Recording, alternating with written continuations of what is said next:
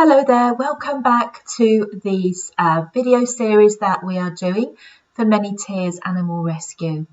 So it's all to do with intuitive energy healing, along with Zoopharmacognosy sessions on how to make the new home for the dog as wonderful as possible, because they certainly deserve it, don't they? And we're really fortunate and happy to be able to share these skills with you. So today's video is all about energy and intuition. It's a great place to start. So what is energy? Well, it doesn't begin, it doesn't end. We are all the same energy, so we're all as one, and every living thing emits energy. So that's the most important thing. And so we all share energy. We are giving, we're receiving, we are creating, emitting energy all of the time, as is every other living thing, okay? And we all emit energy on a different vibration. In the introduction, we touched on this, didn't we? We spoke about vibes, whether it's a good vibe about somebody or something, or not so good. Somebody can absolutely drain you, can't they? You feel exhausted when you've been speaking with them. Other people, they're like bees around a honey pot. Everybody wants to be by them because they're joyful. We love being in their energy because when we're close to them, we're sharing their energy. This is why we feel so good, why they're so good to be with, because they know that the vibration that they're giving off is a good one. Okay, so when we're talking about intuitive energy healing, that feeling we are going to share is going to be very loving and very trusting. Okay, so when we talk about feelings, let's look at it on a level of 10, being very fearful, anxious and angry. When you come down to level 6 and 7, that's a really good place where a human or an animal can start to learn, because we've got that ability to listen. We're in a reasonable emotional state where we can listen, take on instructions as well.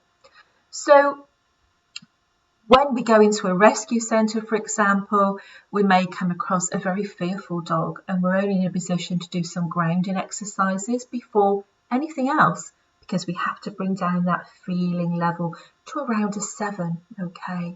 So when we're emitting energy healing in our session, in the actual healing session, we are looking for a level of 1 to 2. So we're emitting that vibration. We're very conscious of what we're doing with our intention. And that is what we want the dog to feel. So we're bringing down those feeling levels. And you will see that happen in front of you. Okay, so how do we communicate? Because we're communicating energy. It's an exchange of energy through communication. So animals already use that intuition, okay, and they communicate mainly with feelings. Now they have to use their intuition because in the wild, without it, they would be in great danger, if you like. Intuition keeps them alive. Now we've always had this ability as well to use our intuition. Unfortunately, a lot of the times it's taken a back step, if you like. We use all our other senses, our 5 senses, but our intuition is not often used. We may have a feeling in the pit of our stomach, and we may have a thought. We think, oh, where did that come from? But actually, I know better. I won't listen to that. That doesn't make sense to me. But actually, it's your intuition trying to tell you something. It's that inner voice, if you like. You may not feel it as words. It may just be a feeling of trying to guide you in a certain way. And so when we're talking about intuition, it's really important as a healer to learn to trust yourself and listen to your intuition, because when we come on to do the healing session, we're going to be going through the energy systems in the body, and when we're going along those meridian lines, and when we're looking at the chakras, we're going to be sensing, we're going to be picking up on feelings, okay, using our intuition. What is that telling us? How are we feeling? What's that energy telling us, communicating to us? And to do that, we need to strengthen our intuition muscles, if you like. And we're going to be learning how to do that on this video course. Okay, so I mentioned there, didn't I, chakras and meridians. Now, these are invisible energy systems in the body. There are others, but we're just going to be concentrating on these two. Okay, so what is a chakra? Well, all it is an energy center in the body, and it's circular, so it's like a wheel, and each chakra resonates or vibrates to a different color all throughout the body. Now we're going to be looking in particular at the root chakra. Now this is based at the hind end of the dog, at the tail, okay, and it's all to do with fight and flight response, fear. Okay, so this is why it's so important to concentrate on this area in the rescue dog. And it resonates to the colour red, and it's also linked to the immune system as well. So it's really important to concentrate on this area. It's associated with the adrenal glands. And if they're under pressure, the immune system becomes very low. And that can create physical and emotional issues as well, and digestion and all sorts of things.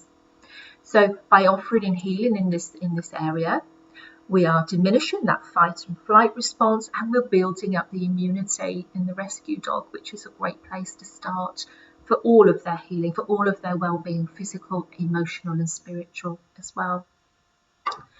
I also mentioned meridian. Again, it's an invisible energy system, and they are lines of energy. So our chakra is circular, meridians are lines of energy throughout the body, and there are many of them. Okay, but we are just in this video and this series, we're going to just be concentrating on the one that's associated with that fight and flight response, with fear, and that's called the triple warmer meridian. And in the next video, I'm going to be talking about that a little bit more. Okay, and we're also going to be talking about chakras more as well, in particular the root chakra. So that's the next video. And then we are going to be putting all that together, okay, throughout the different videos. So it's really important to know about the chakras and the meridians, because by knowing about them, then when it comes to the healing session, you're more aware of what you're working with, what you're trying to visualize, what you're trying to feel, if you like. Okay, so let's recap a very quick tour of energy and intuition.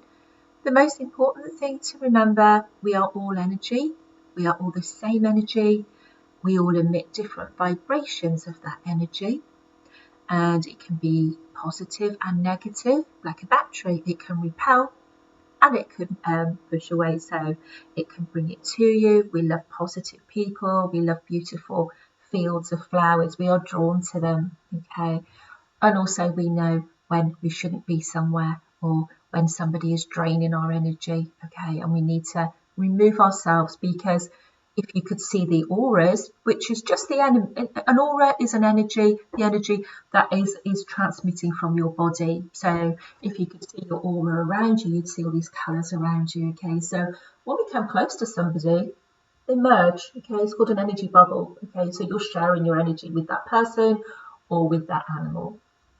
So it's really important to think about the vibration that you are giving to the animal, or another person, if you like.